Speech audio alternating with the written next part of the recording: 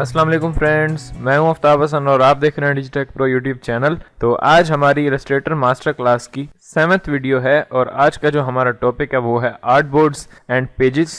Art board को किस तरह से आप यूज़ कर सकते हैं, यानी ये जो आपको एक पेज दिख रहा है यहाँ पे, ये है मेरा आर्ट बोर्ड यानी कि कैनवस जिसके ऊपर हम रह के काम करते हैं और जो कुछ भी हमने ड्रॉ करना वो इसी के अंदर ही करना होता है। तो इसके बारे में आज हम बात करेंगे किस तरह से आप इसको यूज कर सकते हैं और इसके अंदर क्या क्या ऑप्शंस आपको मिल जाते हैं और इनकी कुछ टिप्स एंड ट्रिक्स मैं आपको बताऊंगा। तो चलिए शुरू करते हैं और देखते हैं किस तरह से आप आर्ट बोर्ड को प्रॉपरली यूज कर सकते हैं।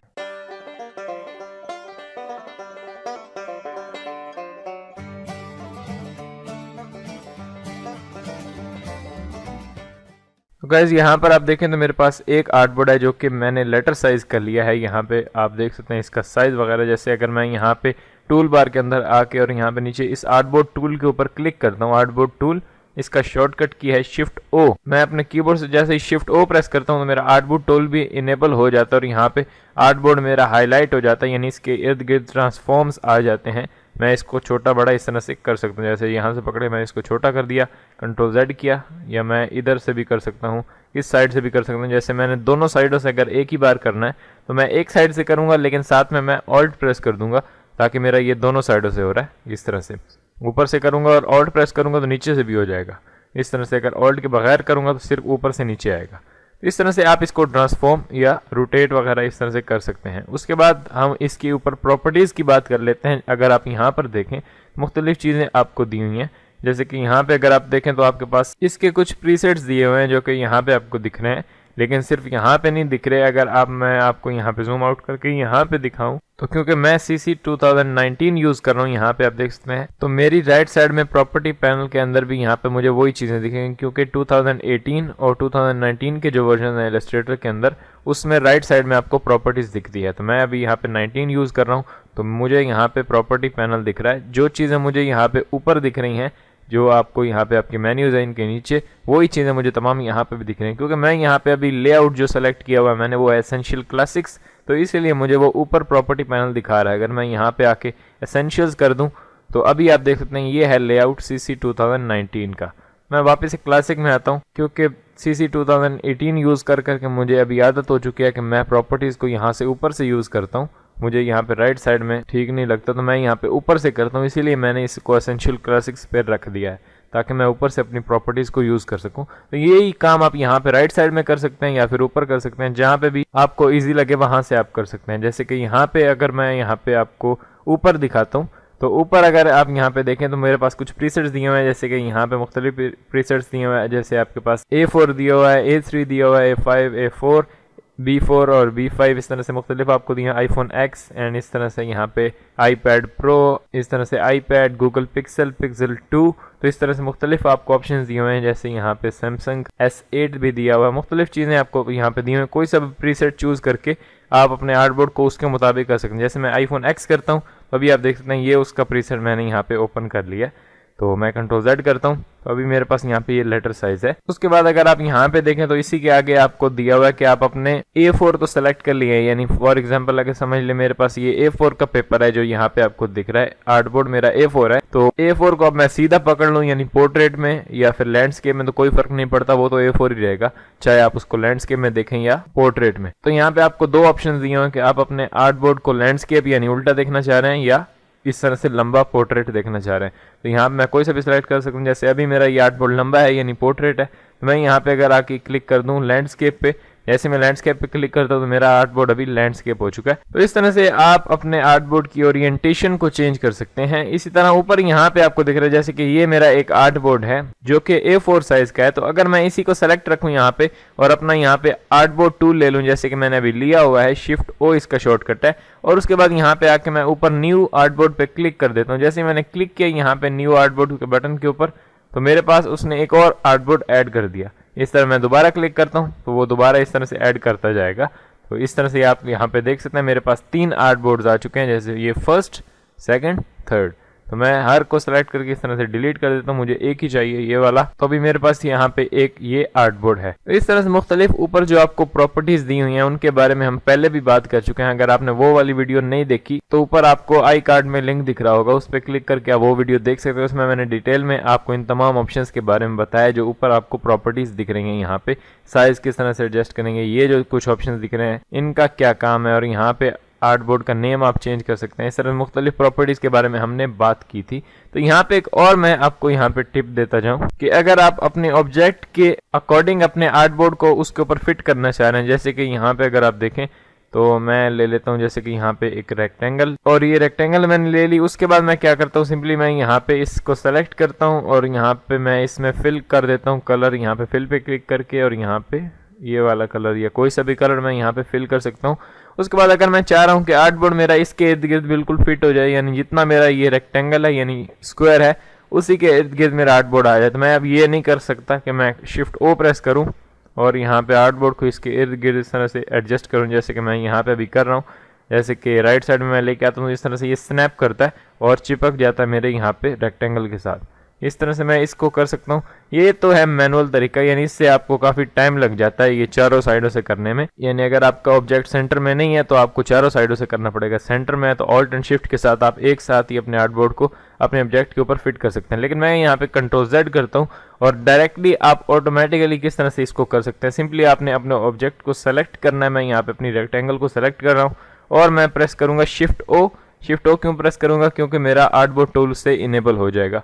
तो आप यहाँ से मैनुअली भी ले सकते हैं या शिफ्ट O से आप आर्टबोर्ड टूल को सेलेक्ट कर लें। और ऊपर जो यहाँ पे आपको प्रीसेट्स दिख रहे हैं, यानी यहाँ पे अगर ऊपर देखें तो लेटर साइज अभी यहाँ पे सेलेक्टेड है। अभी अगर मैं यहाँ पे इसकी बजाय सेलेक्ट कर दूँ फिट टू आर्टवर्क बाउंड, ये यहाँ पे सेकंड ऑप्शन आपके पास दिया हुआ है फिट टू सेलेक्टेड आर्ट, क्योंकि हमारा सेलेक्टेड जो आर्ट है हम उसके इर्द गिर्द इसको फिट करना चाह रहे हैं। तो हम इस पे क्लिक करेंगे, तो मैं इस पे क्लिक करूंगा तो उसने खुद ब खुद ही मेरा आर्टबोर्ड अपने ऑब्जेक्ट के इर्द गिर्द उसने फिट करके हमें दे दिया और हमें मैनुअली करने की जरूरत नहीं पड़ती। तो मैं कंट्रोल Z करता हूं ताकि मेरा आर्टबोर्ड दूसरा जो नॉर्मल था वही आ जाए।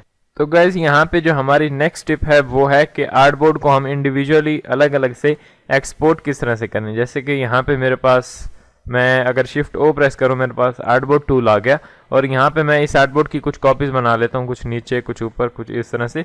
वैसे मैंने यहाँ पे 4 कॉपीज बना ली। अब अगर मैं इसका PDF एक एक्सपोर्ट करता हूँ, यानी आपको पता होगा जब हम बिजनेस कार्ड डिजाइन करते हैं तो उसके अंदर 2 साइड्स होती हैं, फ्रंट एंड बैक। एक आर्टबोर्ड हमारा फ्रंट साइड के लिए होता है, एक आर्टबोर्ड हमारा बैक साइड के लिए होता है। तो जब हम उसी का PDF एक्सपोर्ट करते हैं यहाँ से इलस्ट्रेटर फाइल से, उसको हम कन्वर्ट करते हैं PDF में ताकि हम अपने क्लाइंट को दें। तो PDF करने के बाद दोनों आर्टबोर्ड ही आपको वहाँ पे PDF फाइल में दिख रहे होते हैं। इट्स मीन कि जब हम डायरेक्टली यहाँ से PDF एक्सपोर्ट करते हैं तो हमारे पूरे इलस्ट्रेटर उस फाइल के अंदर जितने भी आर्टबोर्ड्स होते हैं उन तमाम को वो एक PDF फाइल में कंबाइन कर देता है। लेकिन अगर हमें यहाँ पे इंडिविजुअली अपने आर्टबोर्ड्स को एक्सपोर्ट करना हो, जैसे कि आपने मुख्तलिफ आर्टवर्क्स बनाए हैं, जैसे कि यहाँ पे मैंने एक रेक्टेंगल बना दी,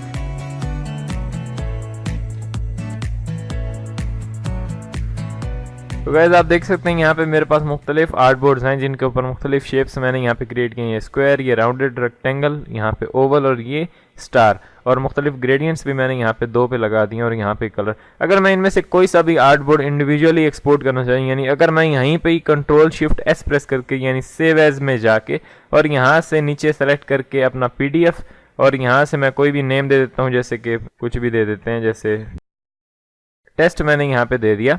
तो अभी यहाँ पे अगर मैं सेव कर देता हूँ तो पूरे ये मेरे चारों आर्टबोर्ड्स एक ही PDF फाइल में बंद हो जाएंगे और एक ही PDF फाइल में ये इनको एक्सपोर्ट कर देगा। लेकिन मुझे इस तरह से नहीं करना है, मुझे इंडिविजुअली किसी एक आर्टबोर्ड को एक्सपोर्ट करना है। जैसे कि मैं चाह रहा हूँ कि यहाँ पे ये स्टार वाला मैं एक्सपोर्ट करूँ या ये ग्रेडियंट वाला जो टॉप पर आपको स्क्वायर दिख रहा है इसको एक्सपोर्ट करना चाह रहा हूँ, तो वो मैं किस तरह से कर सकता हूँ। उसके लिए मैं क्या करूँगा, यहाँ पे ऊपर इसको सेलेक्ट करूँगा और फाइल में जाऊँगा। ऊपर जो आपको मेन्यूज दिखे हुए हैं इनमें से फाइल में, और यहाँ से नीचे एक्सपोर्ट, एंड देन यहाँ पे मैं क्लिक करूंगा एक्सपोर्ट फॉर स्क्रीन के लिए। एक्सपोर्ट फॉर स्क्रीन के लिए क्यों करूंगा, यहाँ पे आप एक्सपोर्ट्स एज भी कर सकते हैं या फिर सेव फॉर वेब भी कर सकते हैं। सेव फॉर वेब करेंगे यानी कि कंट्रोल ऑल्ट शिफ्ट S, जो मैं आपको पहले शॉर्टकट बता चुका हूँ, यहाँ पे ये वही शॉर्टकट दिख रहा है। इसको करेंगे तो आपको मुख्तलिफ रास्टर फॉर्मेट्स दिखेंगे, जैसे JPEG या PNG या इस तरह से ये मुख्तलिफ फॉर्मेट्स आपको दिखेंगे जिनमें आप सिर्फ वेब पे यूज करने के लिए अपने आर्टवर्क को एक्सपोर्ट कर सकते हैं। लेकिन यहाँ पर हम करेंगे एक्सपोर्ट फॉर स्क्रीन। जैसे ही मैं एक्सपोर्ट फॉर स्क्रीन पे क्लिक करता हूँ तो यहाँ पे मेरे पास आ चुका है एक्सपोर्ट फॉर स्क्रीन का पॉपअप और यहाँ पे मुख्तलिफ डिटेल्स आपको दी हुई हैं। अब यहाँ पे अगर आप देखें तो मेरे पास ये आर्टबोर्ड 1 है जिसके ऊपर स्क्वायर है, ये आर्टबोर्ड 2 ओवल, ये आर्टबोर्ड 3 यानी कि स्टार और ये आर्टबोर्ड 4 यानी कि ये हमने यहाँ पे एक राउंडेड रेक्टेंगल बनाई थी वो। अब देखें तो इनके नीचे चारों आर्टबोर्ड्स के ऊपर चेक लगा हुआ है। तो अब मैं अपनी मर्जी से यहाँ पे इन पे चेक हटा सकता हूँ और लगा सकता हूँ। जैसे कि मुझे सिर्फ ये स्टार वाला एक्सपोर्ट करना है तो मैं बाकी सबसे चेक हटा दूंगा। यहाँ पे ये सबसे हट गया और सिर्फ थर्ड आर्टबोर्ड जो है वो हमारा एक्सपोर्ट यहाँ पे होगा। और यहाँ पे आप देख सकते हैं रेंज जो दी हुई है, इसमें भी आप अगर 2 कर देंगे तो आपका सेकंड आर्टबोर्ड पे ऊपर उसने ऑटोमेटिकली यहाँ पे चेक लगा दिया। अगर मैं यहाँ पे 4 कर दूं कि मुझे चौथा आर्टबोर्ड एक्सपोर्ट करना है तो मैं यहाँ पे 4 लिखूंगा तो ऑटोमेटिकली उसने 4 के ऊपर चेक लगा दिया। इस तरह से यहाँ से आप कोई भी इंडिविजुअली सेलेक्ट कर सकते हैं अपना आर्टबोर्ड जिसको आप एक्सपोर्ट करना चाह रहे हैं। हम सिंपली मैं यहाँ पे क्लिक करता हूँ। अगर आप सबको ही करना चाह रहे हैं तो मैं यहाँ पे ऑल कर दूंगा। अगर आप इंडिविजुअली करना चाह रहे हैं तो आप रेंज में आ सकते हैं और यहाँ पे 4 बता सकते हैं। ऑटोमेटिकली वो ऑल से चेक खत्म कर देगा। यहाँ पे इंक्लूड ब्लीड, अगर आप ब्लीड को इंक्लूड करना चाह रहे हैं, आपने कोई प्रॉपर आर्टवर्क बनाया और यहाँ पे ब्लीड उसकी दी थी, मैंने तो यहाँ पे एक रफ एक आर्टबोर्ड लिया था इसलिए मैं यहाँ पे कर रहा हूँ, लेकिन यहाँ मैं ब्लीड भी रहने देता हूँ, इससे कोई फर्क नहीं पड़ेगा। फुल डॉक्यूमेंट यहाँ पे फुल भी कर सकते हैं। उसके बाद नीचे यहाँ पे एक्सपोर्ट टू के आप कहाँ पे एक्सपोर्ट करना चाह रहे हैं तो मैं यहाँ पे choose folder where exported file are placed, तो यहाँ पे क्लिक करता हूँ तो यहाँ मैं उसको डेस्कटॉप बता देता हूँ और यहाँ पे मैं लिख देता हूँ कोई से भाई फाइल का नेम जैसे कि टेस्ट एंड देन यहाँ पे सेलेक्ट फोल्डर पे मैंने क्लिक किया तो यहाँ पे वो बता रहा है पिक लोकेशन। तो मैं यहाँ पे न्यू एक फोल्डर बना लेता हूँ, जैसे कि मैंने यहाँ पे कंट्रोल शिफ्ट एन से एक फोल्डर बना दिया और यहाँ फोल्डर को ओपन करता हूँ और अब यहाँ से सेलेक्ट फोल्डर कर देता हूँ। उसके बाद सिंपली यहाँ पे अपने आर्टबोर्ड पे क्लिक कर देना, यानी जो कि यहाँ पे लिखा हुआ दिख रहा है आपको एक्सपोर्ट आर्टबोर्ड। यहाँ पे क्लिक करेंगे तो आपका जो सेलेक्टेड आर्टबोर्ड होगा वो ऑटोमेटिकली सेव हो जाएगा। उसके बाद यहाँ पे अगर आप देखें तो मुख्तलिफ आपको प्रीसेट्स दिए हुए हैं, जैसे कि यहाँ पे अगर PNG पे क्लिक करूँ तो आपको, अगर यहाँ पे PNG पे क्लिक करूँ तो आपसे वो पूछ रहा है कि किस फॉर्मेट में आप एक्सपोर्ट करना चाह रहे हैं, PNG 8 में या JPEG में या इस तरह से यहाँ पे JPG में, इस तरह से मुख्तलिफ SVG यानी कि स्केलेबल वेक्टर ग्राफिक, और यहाँ पे PDF आपको दिया हुआ है, PDF भी आप इससे एक्सपोर्ट कर सकते हैं। तो मैं यहाँ पे PDF कर देता हूँ और उसके बाद यहाँ पे एक्सपोर्ट आर्टबोर्ड पे मैं क्लिक कर देता हूँ। जैसे मैंने क्लिक किया अभी हमारा आर्टवर्क जो है वो सेव हो चुका है और यहाँ पे ऑटोमेटिकली उसने मेरे सामने वो खोल दिया फोल्डर जिस पे मैंने अपने आर्टवर्क को एक्सपोर्ट किया। तो मैं इसको क्लोज करता हूँ। अगर मैं यहाँ पे अपनी स्क्रीन पर आऊँ तो यहाँ पे अगर आप देखें तो नीचे ये एक फोल्डर बना हुआ दिख रहा है, ये फोल्डर है, इसके अंदर जाएं और यहाँ पे ये PDF फाइल हमारी ये पड़ी है आर्टबोर्ड 1 कॉपी 3, यानी इलस्ट्रेटर की सीक्वेंस से 3 और आर्टबोर्ड यहाँ पे हमारा 1 एक्सपोर्ट हो चुका है। इसको अगर मैं ओपन करता हूँ तो आपको यहाँ पे PDF में ये दिखेगा, ये आप देख सकते हैं, ये है हमारा PDF जो कि एडोब एक्रोबैट में ओपन हुई है मेरी फाइल एडोब रीडर में। तो यहाँ पे आप देख सकते हैं वही जो हमारी राउंडेड रेक्टेंगल जिसको हमने इंडिविजुअल एक्सपोर्ट किया था वो यहाँ पे एक्सपोर्ट हो चुकी है। तो मैं इसको क्लोज कर देता हूँ और हम वापस इलस्ट्रेटर के अंदर आते हैं। तो ये थी मेरी कुछ टिप्स आर्टबोर्ड के लिए, इस तरह से आप इनको यूज कर सकते हैं, या फिर जिस वीडियो के अंदर मैंने एक्सप्लेन किया है इस पूरी प्रॉपर्टीज के अंदर तो वो वीडियो आप देख सकते हैं अगर आप इसकी प्रॉपर्टीज के बारे में जानना चाहते हैं। और इसकी प्रॉपर्टीज आर्टबोर्ड टूल की कोई मुश्किल नहीं है, इनको आप सिंपली खुद भी ट्राई कर सकते हैं तो ये आपको समझ में आ जाएगा। सब कुछ ऊपर लिखा हुआ यहाँ पे आपको दिख रहा होता है कि अभी इस पे हम क्लिक करेंगे तो एग्जैक्टली क्या होगा, तो इसको आप ट्राई करके देख सकते हैं। तो अगर आपको ये वीडियो पसंद आई है तो प्लीज इस वीडियो को लाइक करें, और अगर आपका इस वीडियो से रिलेटेड कोई क्वेश्चन है तो आप नीचे कमेंट में लिख सकते हैं। तो मैं मिलता हूँ आपसे नेक्स्ट वीडियो के अंदर। Thanks for watching.